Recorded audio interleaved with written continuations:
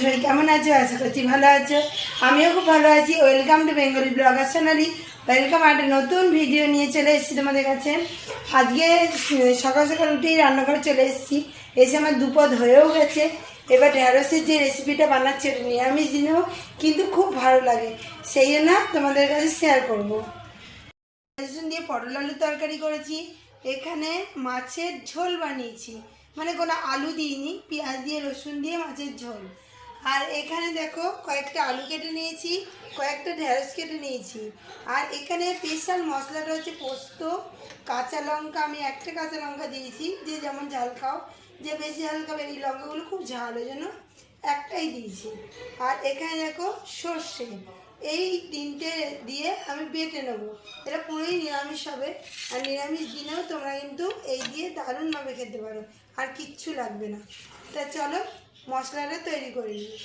আমি ঢ্যাঁড়সের রেসিপিটা বানাতে চলে এসেছি। এখানে সর্ষে, পোস্ত, কাঁচা লঙ্কা বেটে নিয়েছি।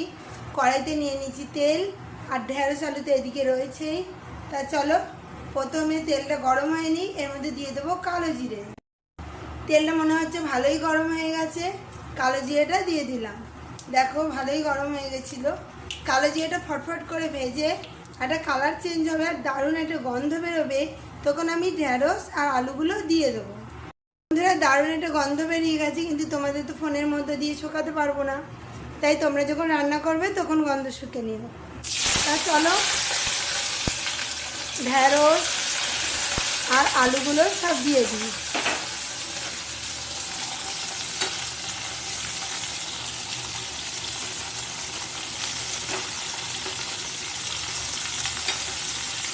দেখো ঢ্যাঁড়স আলুগুলো সব দিয়ে দিলাম। এবার নেড়ে চেড়ে ভাজা ভাজা করে নিতে হবে। আর দুপুর তো বেরিয়ে রয়েছে, ভাতও হয়ে গেছে, আর বড় মাছের খেয়ে বেরিয়েও গেছে। এই রেসিপিটা খাইয়ে আমি রাতে এসে খাবো।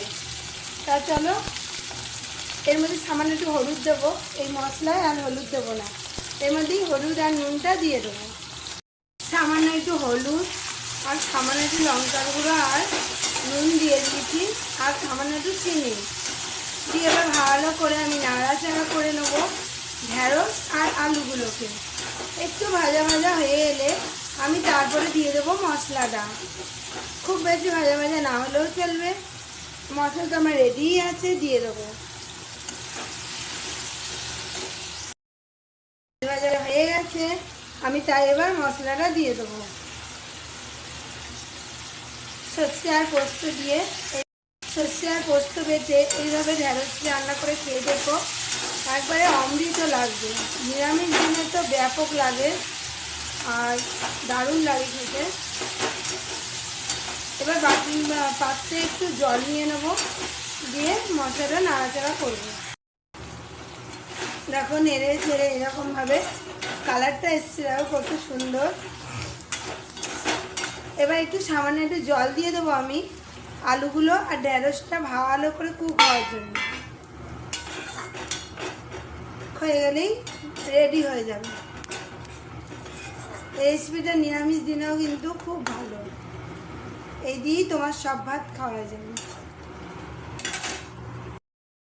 হতে থাক, ততক্ষণে আমি একটু আমমুড়ি খেয়ে নেবো। সেটা আমমুড়ি মেখে নিচ্ছি। আটিটা ফেলে দিয়েছি, আর খুব টক দেখে একটু চিনিও নিয়ে নিয়েছি। আমগুলো খুব একটা মিষ্টি না, খুব টক। আর গাছ পাকা আম তো খুবই মিষ্টি হয়, ওর তো কথাই নেই। আমি মেখে নিলাম, এবার খেয়ে নেবো। এবারেই খেয়ে নিচ্ছি, কারণ গেলে পরে আবার তরকারিটা কখন হয়ে যাবে দেখতে পাবো না, টেনে যাবে ঝোল। ওই জন্য আমুড়ি খাওয়ার ইচ্ছা হতো, তাই একটু খাচ্ছি।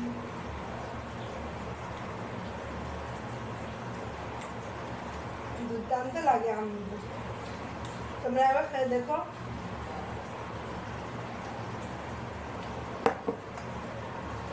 বাইরের পরিবেশ একদমই ভালো না, প্রচুর মেঘ করে আছে আকাশে। দেখো আকাশে প্রচুর মেঘ, কখন যে বৃষ্টি নেমে যাবে কোনো ঠিক নেই। আর পড়তে নিয়ে যাওয়াও আছে। দেখো প্রচুর মেঘ। এবারে এই গাছটা আম হয়নি বন্ধুরা, একটাও আম দেখতে পাইনি। ঢেঁড়স সর্ষে পোস্ত রান্না হয়ে গেছে আমার। আর কত সুন্দর কালারটা এসছে দেখো, খেতেও দুর্দান্ত হয়েছে। পুরো নিরামিষ, নিরামিষ দিনে এরকম তরকারি খেতে কিন্তু খুবই ভালো লাগে। চলো চারদিখানি বাসন, ওখানে বাসন, এখানে আবার কতটি বাসন সব মেজে ফেলবো। আর ভাতের ওই হাঁড়িটা শেষ হয়ে গেছে, এতে ভাত আছে। তা চলো কাজগুলো সব সেরে নিই।